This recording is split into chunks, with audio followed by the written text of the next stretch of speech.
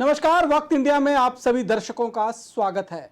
आज जो खबर हम आपको दिखाने जा रहे हैं वो हर देशवासी को अंदर तक हिलाकर रख देगी।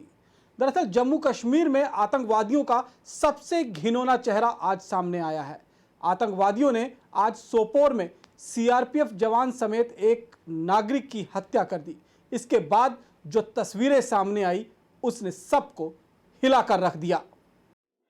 आतंकी हमले पर खून से लथपथ पड़े दादा और कुछ देर पहले तक उनकी उंगलियां थामे 3 साल का मासूम उनकी छाती पर बैठा है। मानो दादा अभी गोद में फिर से उठा लेंगे, लेकिन बेजान शरीर में कोई हरकत नहीं होती तो मासूम आंखें बेचैन हो जाती हैं।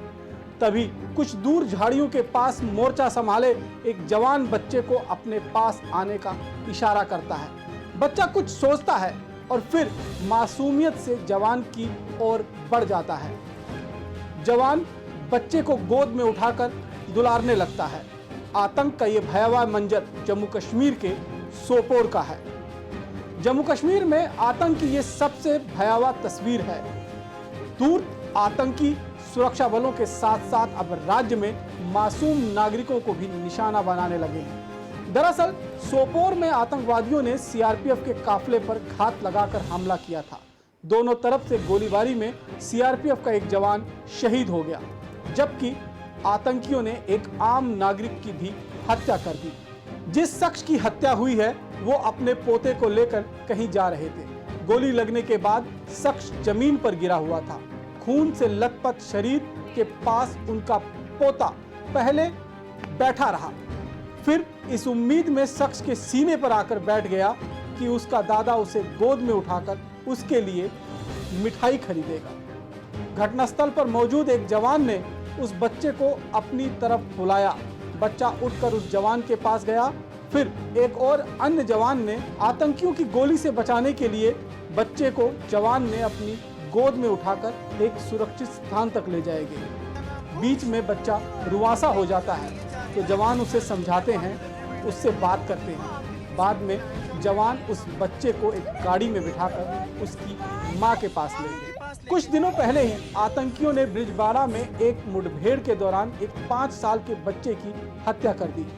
हालांकि सुरक्षा बलों ने इस घटना में शामिल आतंकियों को चंद ही दिनों में जहन्नुम का रास्ता दिखा दिया और जल्द ही सुरक्षा बल इन आतंकियों को भी जहन्नुम का रास्ता दिखा देंगे जिन्होंने इस हमले को अंजाम दिया है।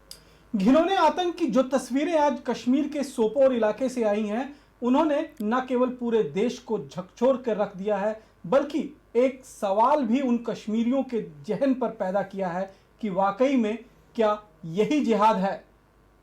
आतंकियों द्वारा किए गए सोपोर के इस हमले पर और अधिक बातचीत करने के लिए हमारे साथ मौजूद हैं जम्मू कश्मीर के पूर्व उप मुख्यमंत्री कविंदर गुप्ता जी। कविंदर जी, वक्त इंडिया में आपका स्वागत है। धन्यवाद। एक सवाल जो खड़ा हो रहा है और जो तस्वीरें आपने देखी हैं, आज एक छोटा सा मासूम बच्चा दादा की छाती, लहूलुहान दादा की छाती पर बैठकर रो रहा है, बिलख रहा है और ये इंतजार कर रहा है कि अभी दादा उठेंगे और उसे घर ले जाएंगे, उसके माँ बाप के पास ले जाएंगे या उसे मिठाई दिलाएंगे। क्या उन तस्वीरों को देखकर पहला रिएक्शन था आपका? देखिए, बहुत ही बर्बरतापूर्ण मिलिटेंट्स ने अटैक किया है और उनको जानबूझकर खबर बनाने के लिए इस प्रकार की कोशिश की है।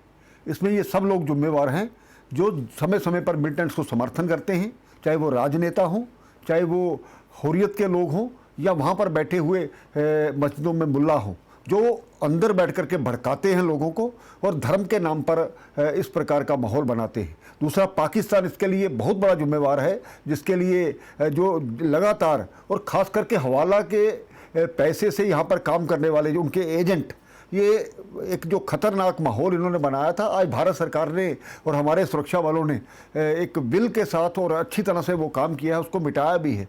लेकिन आज की जो ये जो एक आतंकी घटना हुई है, ये अपने आप में बहुत दिल को दहलाने वाली घटना है और ख़ास करके महिलाओं को, बच्चों को, उनको भी नहीं छोड़ा जाता। ये कौन सा आतंकवाद जिसको जहाद कहते हैं, लानत है ऐसे जहाद पर। सवाल मेरा भी वही होने जा रहा था कि क्या अब कश्मीर के लोगों के जहन में ये सवाल पैदा होगा इस घटना के बाद, इन तस्वीरों को देखने के बाद, कि क्या वाकई में पाकिस्तान की तरफ से जो आतंकवादियों को समर्थन देकर जिहाद चलाया जा रहा है, यही असल में जिहाद है क्या? देखिए, कश्मीर का जो असली कल्चर है वो सूफ़ी है। सूफ़ी कल्चर को इस खून खराबे तक कैसे लाया गया, इसके लिए एक बार इसके लिए चिंतन करने की ज़रूरत है। किन लोगों ने लाया, क्यों लाया और कहाँ से बाहर से लोग इनको समर्थन करते रहे, कितने लोग यहाँ पर पैसा खा करके और राजनेता खास करके माहौल बनाने के लिए ऐसा करते रहे। इसके लिए मैं वाकई में कहूँगा कि जो जिम्मेवारियाँ हैं उनको लेनी होगी, कश्मीर के लोगों को समझना होगा। ये जिस घर में किसी का बच्चा मरता है, कोई माँ का बेटा छीना जाता है, किसी का बाप छीना जाता है, तो उसी को पता होता है। इसलिए ये आग कल को आपके घर तक भी आ सकती है, इस चीज़ को समझना होगा। और ये लोग आपके कितने सगे हैं। आज जब माहौल इसको ख़त्म हुआ, भारत सरकार कोशिश कर रही है, तो आपके जो बड़े बड़े नेता हैं उन्होंने इस्तीफे देने शुरू कर दिए हैं। जब तक उनको पैसा आता रहा तब तक तो वो समर्थन करते रहे। उनके अपने बेटे यहाँ पर नौकरियां करते हैं, अच्छी जगह पर बैठते हैं, फॉरेन में उनके कितनी जायदाद है। इस चीज़ को इशारा सैयद अली शाह गिलानी की तरफ देखिए, ऐसा भी है और भी ऐसे बहुत से नेता है, जब उनको कोई राजपाट का लालच दिया जाए तो वो सब कुछ छोड़ के आने को भी तैयार हैं। लेकिन ऐसे लोगों पर विश्वास नहीं किया जाता है, इनको सहन नहीं किया जाना चाहिए। अगर आप सचमुच कश्मीर को वही सूफियाना कल्चर में लाना चाहते हैं तो सभी के प्रयास की जरूरत है। मैं कश्मीर के भाइयों बहनों से ये कहना चाहता हूं, आओ हम अपने वही कल्चर पर लौटें। इस प्रकार की हमें कोशिश करनी होगी। सर, जिस तरह से अभी 3 दिन पहले अनंतनाग के ब्रिजबारा में एक सीआरपीएफ दल पर हमला किया गया और उसमें एक 6 साल के मासूम बच्चे की जान चली गई। आज एक बुजुर्ग दादा अपने पोते को लेकर साथ बाजार जा रहे थे और उनकी गोली लगने से हत्या हो गई। जो उसके बाद जो तस्वीरें सामने आई,